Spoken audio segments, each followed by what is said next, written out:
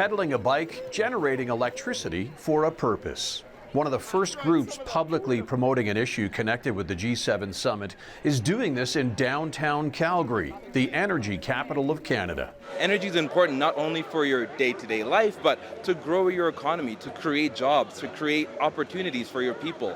And I think Canada has a very strong engineering population.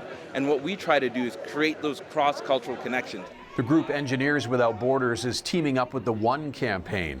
Their common focus? Advocating for Africa. Both groups are asking Prime Minister Mark Carney and other G7 leaders to make sure they remember African countries when meeting at the G7 to talk about trade. Engineers have a big role to play in that, especially when it comes to renewable energies and emerging technologies that will apply for our growth in our economy here in Canada, but also similarly across Africa, where wind, solar, hydropower, nuclear are all technologies that are going to help address the energy gap there. Today, we have a deal, and a deal that represents a new beginning and fresh hope for the African continent. The last time world leaders met in Kananaskis country, Africa was an explicit focus. In 2002, Prime Minister Jean Chrétien and other world leaders adopted the Africa Action Plan, which partially involved debt relief and improving health, agriculture, and water resources for African countries.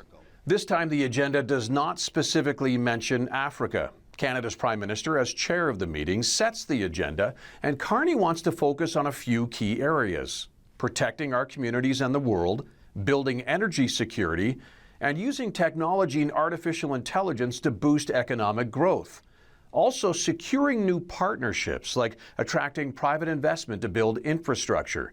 It's that last agenda item advocacy groups are hoping to piggyback on.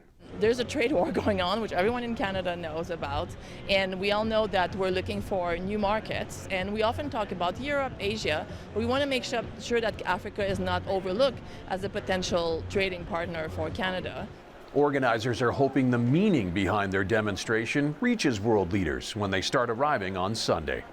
Ted Hedley, CBC News, Calgary.